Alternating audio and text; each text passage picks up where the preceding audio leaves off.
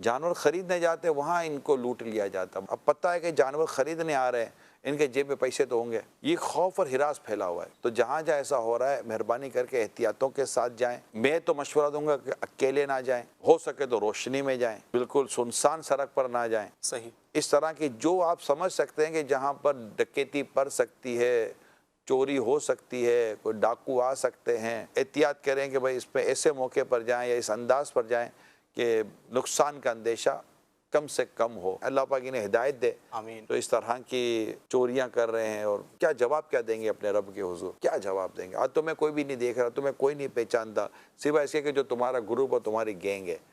لیکن کل بروز قیامت جب تم اپنے رب کے حضور حاضر ہوگے اور جس پر تم نے ظلم کیا ہے, جب یہ اپنا بدلہ لے گا, اللہ پاک کی بارگاہ میں فریاد کرے گا. اور اللہ تو جانتا ہے کہ کس نے اس پر ظلم کیا ہے, کس نے اس کے مال میں ظلم کیا, اس کی جان میں ظلم کیا, اس کی عزت میں ظلم کیا. اس وقت اپنے رب کے حضور کیا جواب دو گے آپ؟ یہ لوٹا ہوا مال, یہ ظلم کے حاصل کیا ہوا مال, یہ چوری کیا ہوا مال, یہ ڈکیتی کے ساتھ حاصل کیا ہوا مال, یہ موبائل, یہ گاڑیاں, یہ موٹر سائیکل, یہ زیورات, یہ جویلری, یہ فلاں تو فلاں تو فلاں. میں آپ سے پوچھتا ہوں, یہ مال آپ کو کیا کام آئے گا؟ کیا آپ کو مرنا نہیں ہے؟ اور اسی لوٹنے میں کیا لوگ نہیں مر جاتے؟ لوگ مار مار کے نہیں مار دیتے. ذرا سوچیے تو صحیح.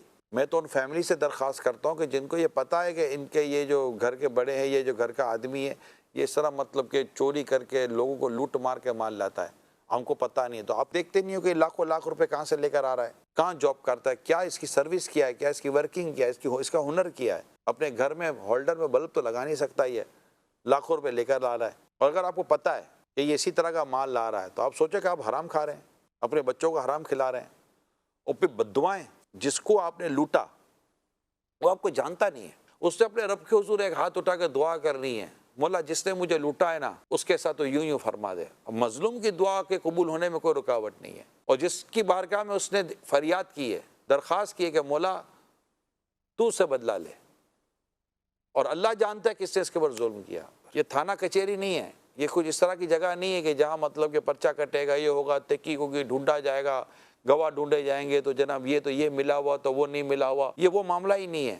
اس مظلوم نے اپنے رب کے حضور عرض کرنی ہے, یا اللہ جس نے مجھے لوٹا, جس نے مجھ پر ظلم کیا, جس نے مجھ پر زیادتی کی, جس نے میرے مال کو لوٹا, میری اولاد کو نقصان پہنچایا, میرے گھر کو نقصان پہنچایا ہے, مولا میں اس کو نہیں جانتا مگر تجھے علم ہے کہ مولا وہ کون ہے. اب سوچئے کہ اب اس ظالم کا انجام کیا ہوگا. ذرا سوچا اس ظالم نے. اچھا وہ جانتا نہیں ہے, وہ جانتا ہے مگر کچھ کر نہیں سکتا. یہ طاقتور بہت ہے, اس کی اپروچ بہت ہے, اس کی سورس بہت ہے, اس کا بیک گراؤنڈ مضبوط ہے. میں کمزور آدمی ہوں, میں کچھ نہیں کر سکتا, مگر وہ اپنے رب کے حضور دعا تو کرے گا, مولا میں کچھ نہیں کر سکتا, میں کمزور ہوں, مولا تو طاقت والا ہے, تو قدرت والا ہے. اس ظالم سے بچا اور اس ظالم کو اس کے انجام تک پہنچا. مظلوم کی دعا قبول ہوتی ہے. میں ان ظالموں سے کہتا ہوں, کرو گے کیا آپ دنیا میں اور آخرت میں, قبر میں کیا کریں گے آپ, جو یہ اس طرح کا ظلم کا بازار گرم کر کے بیٹھے ہیں. لوگوں کی کبھی جان میں ظلم کرتے ہیں, کبھی مال میں ظلم کرتے ہیں, کبھی اس کی عزت میں ظلم کرتے ہیں.